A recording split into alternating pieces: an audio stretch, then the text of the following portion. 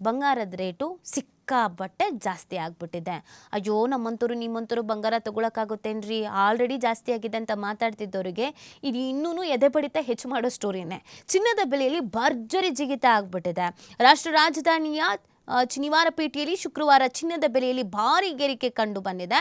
ಶುದ್ಧ ಚಿನ್ನದ ಬೆಲೆ 10 ಗ್ರಾಮ್ಗೆ 2020 ರೂಪಾಯಿ ಏರಿಕೆ ಕಂಡು 95,400 ರೂಪಾಯಿಗೆ ಜಿಗಿತ ಆಗಿದೆ. ಸ್ಥಳೀಯ ಆಭರಣ ಮಳಿಗೆಗಳು ಮತ್ತು ಚಿಲ್ಲರೆ ಖರೀದಿದಾರರ ಭಾರೀ ಬೇಡಿಕೆಯಿಂದಾಗಿ ಬೆಲೆ ದಿಢೀರ್ ಏರಿಕೆ ಕಂಡಿತು ಅಂತ ಅಖಿಲ ಭಾರತ ಸರಾಫ್ ಸಂಘ ಹೇಳಿದೆ.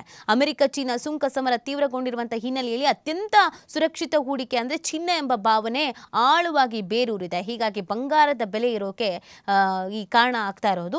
ಆಭರಣ ಚಿನ್ನದ ಧಾರಣೆ 10 ಗ್ರಾಮ್ಗೆ 1,850 ರೂಪಾಯಿ ಹೆಚ್ಚಾಗಿದೆ. 87,450 ರೂಪಾಯಿ ಮುಟ್ಟಿದೆ. ಬೆಳ್ಳಿ ಬೆಲೆಯಲ್ಲೂ ಕೂಡ 1 ಕೆಜಿಗೆ 1,000 ರೂಪಾಯಿ ಚಿಗಿದು 97,100 ರೂಪಾಯಿಗೆ ಏರಿಕೆ ಆಗಿದೆ.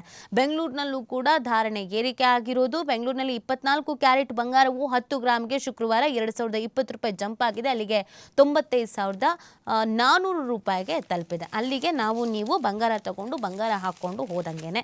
ಪಾಪ ಹೆಣ್ಣು ಹೆತ್ತವರು ಒಂದಷ್ಟು ಕನಸನ್ನು ಕಂಡಿರ್ತಾರೆ, ಮಗಳು ಮದುವೆಲಿ ಒಳ್ಳೆ ಚಿನ್ನ ಹಾಕಬೇಕು, ಅಳಿಯನಿಗೆ ಬ್ರಾಸ್ಲೆಟು ಉಂಗುರ ಸರ ಎಲ್ಲ ಮಾಡಿಸ್ಕೊಡ್ಬೇಕು ಅಂತ. ಇದೇ ಥರ ಜಾಸ್ತಿ ರೇಟ್ ಆಗ್ತಿದೆ ಅಂತಂದರೆ ಯಾವ ಬಂಗಾರನೂ ಬೇಡ, ಏನೂ ಬೇಡ, ಒಂದೊಳ್ಳೆ ರಿಜಿಸ್ಟ್ರ್ ಮ್ಯಾರೇಜ್ ಆದರೆ ಸಾಕು ಅನ್ನೋ ಯೋಚನೆಗೆ ಬಂದುಬಿಡ್ತಾರೆ.